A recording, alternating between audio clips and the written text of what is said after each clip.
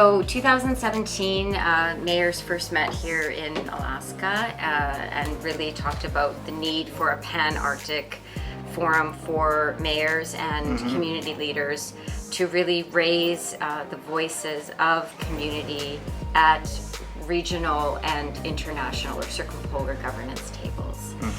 So in 2017 there was a declaration signed sort of along those lines, and then it took kind of 2 more years for everybody to come together to really decide on the founding documents and those things. So 2019 in Anchorage was when the forum actually became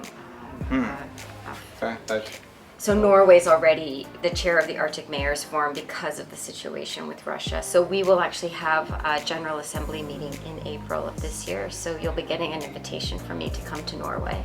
In April. We will try and make... So that will be a really important meeting because we will decide on some strategic direction, and also I'm pulling together sort of a 2-year work plan because the Arctic Mayors Forum has a very broad sort of mandate. If you look at the Sustainable Development Goals, you know, we want to work on resilient communities, reducing poverty. You know, we have a very broad mandate, so we have to sit down and decide what we actually want to work on for 2 years.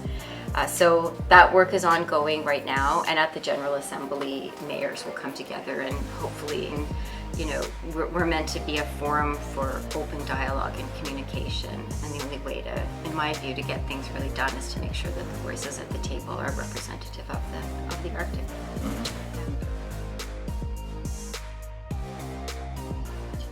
APD secured its first cold case homicide indictment, and thanks to the reorganization of the drug units, officers have substantially increased the seizure of illegal drugs, guns, and money. I prioritize the protection of women and children in our community by standing up a special domestic violence unit within our Department of Law. This unit includes 5 prosecutors and 2 APD officers. They are tasked with prosecuting and preventing domestic violence, specifically crimes involving intimate partner violence, child abuse, and neglect. Most importantly, thanks to a robust police force and active policing strategies, crime is down from pre-pandemic levels. Coming into office, addressing homelessness was near the top of my list. However, it quickly became apparent that saving and rebuilding the Port of Alaska had to take precedence. This was a priority, and it was a priority when I was here last year. We spoke about this, and it still is.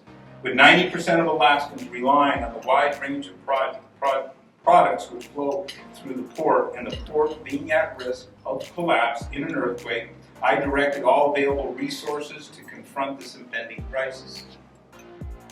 We changed who was responsible for building the port. We requested the state's help to repair the ailing cargo docks.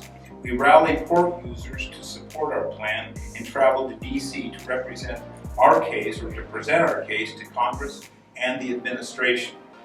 We lobbied federal agency heads and spent considerable time in Juneau during the legislative session. We talked to legislators on both sides of the aisle, as well as Governor Dunleavy, who greatly helped our cause to secure quick funding. Our work paid off. We secured the largest appropriation in the history of Alaska, $200 million for the Port of Alaska. The municipality also prevailed in our lawsuit against the Federal Maritime Administration, which could result in winning $367 million in damages, and we expect to have a final judgment and an award by 2024.